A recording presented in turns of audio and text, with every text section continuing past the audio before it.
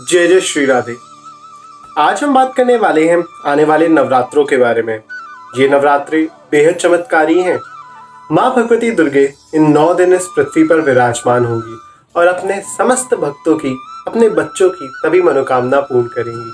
पर मनोकामना पूर्ण करानी आनी चाहिए। माँ भाव की भूखी हैं। सच्चे मन से भी एक बार उन्हें पुकारेंगे तो माँ दौड़ी चली आएंगी।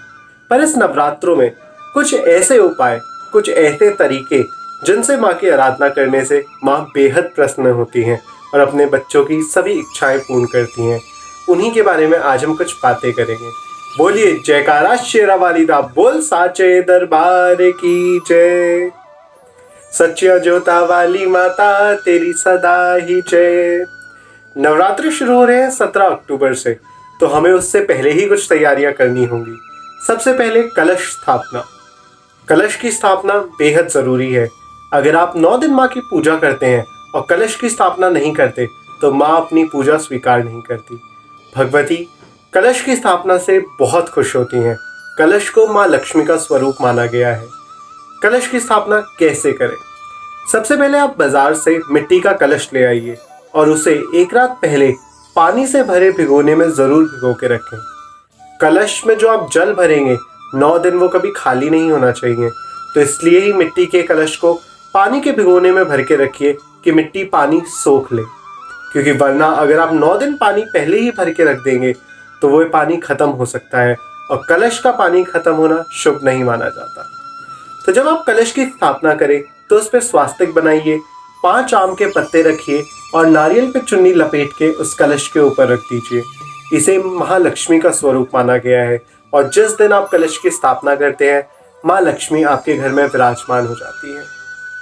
दूसरी और सबसे ज़रूरी बात, अखंड ज्योत। आजकल बहुत सारे लोग अखंड ज्योत रखते हैं पर अखंड ज्योत का फल नहीं पाते। अखंड ज्योत के कुछ नियम हैं। अगर आप उन नियमों का पालन करते हैं तो अखंड ज्योत से जो प्रकाश फैलता है वह आपके जीवन की सभी नकारात्मक ऊर्जाओं को नाश कर देता है। अखंड ज्योत को माँ ज्वाला का स्वरूप माना गया है। माँ ज्वाला जो माँ भगवती का ही स्वरूप है। अगर आप अपने घर में अखंड ज्योत रखते हैं इसका मतलब है आपने माँ ज्वाला को अपने घर में निमंत्रण दिया है। तो अखंड ज्योत अगर आप अपने घर में रखते हैं तो कुछ नियम है, उसका पालन कीजिए और माँ आपके भंडारे भर देंगी। जो भी अखंड ज्योत जलाता है उसे जमीन पे शयन करना चाहिए, जमीन पे सोना चाहिए। पहले के ज़माने में कहते थे कि अगर जिस घर में अखंड ज्योत जल रही है उस घर में बहुत बड़ी तपस्या चल रही है, क्योंकि अखंड ज्योत को संभालना किसी तपस्या से कम नहीं है। जो भी इंसान अखंड ज्योत की देख रेख करता है उसे ज़मीन पे सोना चाहिए। अखंड ज्योत में इत्र ज़रूर डालना चाहिए। रोज़ इन 9 दिन अखंड ज्योत में एक एक बूंद शहद ज़रूर डालें और आप देखेंगे कि ये चमत्कारी उपाय आपका जीवन बदल के रख देंगे। उस अखंड ज्योत की आप पूजा ज़रूर करें।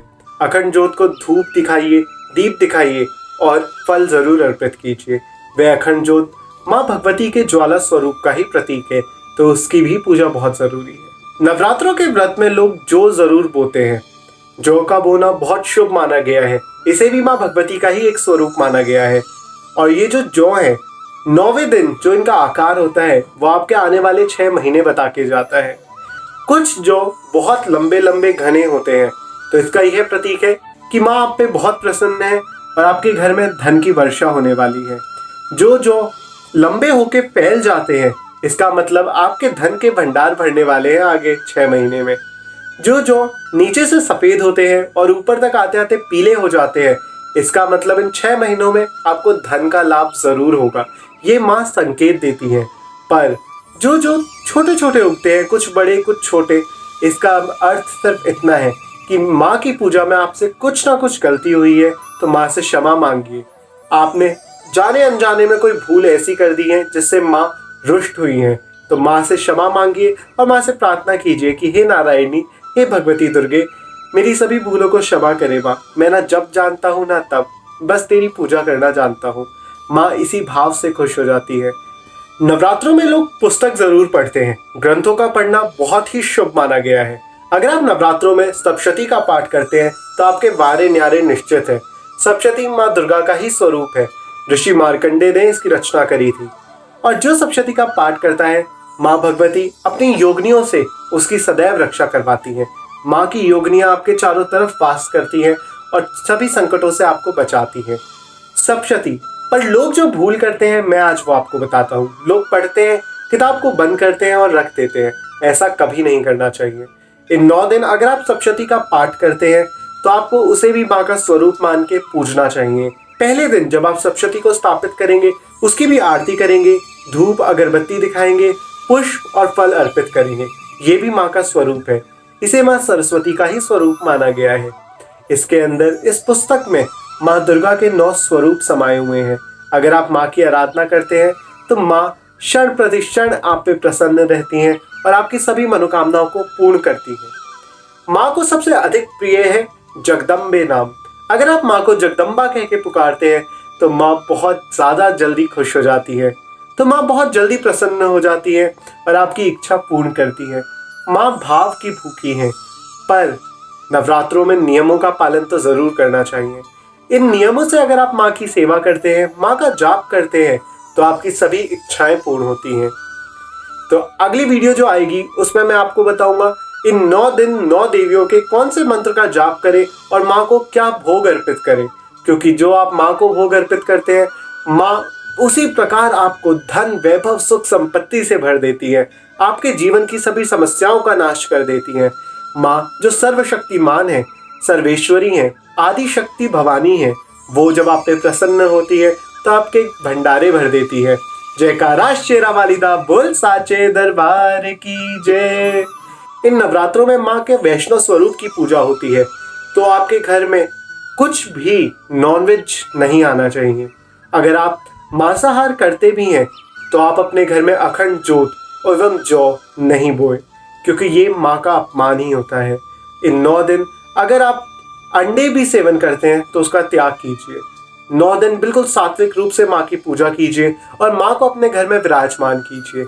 नवरात्रों में बहुत सारी बातें हैं जिनका हमें ध्यान रखना चाहिए, और अगर हम इन छोटी छोटी बातों का ध्यान रखते हैं तो भगवती दुर्गे हम सब पे प्रसन्न होती हैं और हम सभी की इच्छाओं को पूर्ण करती है। माँ तो है ही भोली, पर अपने भक्तों की रक्षा करने के लिए चंडिका का भी रूप धारण कर लेती हैं। पूरे नवरात्रों में आपको माँ का ध्यान करना है और ये अनुभव कीजिएगा कि माँ भगवती आपके मंदिर में विराजमान है, साक्षात स्वरूप में विराजमान है, और जो इच्छाएं हो माँ से जरूर बताइएगा। माँ वैसे तो आपके मन की सारी बातें जानती है, लेकिन जब एक बच्चा अपनी माँ के पास आके बैठता है और माँ से बातें करता है तो माँ अपना सब कुछ उस पर न्यौछावर कर देती है, उसकी सभी समस्याओं को हर लेती है। इसीलिए माँ को जगत जननी भी कहते हैं। बेहद प्रेम करती हैं वे अपने बच्चों से। तो माँ की पूजा कीजिए। आने वाली वीडियो में मैं आपको बताऊंगा कि इन 9 देवियों को क्या क्या भोग अर्पित करने चाहिए, जिससे माँ बेहद प्रसन्न होती हैं और आपकी झोलियां भर देती हैं। तो बोलिए जयकारा शेरा वालिदा बोल साचे दरबार की जय। जय जय श्री राधे।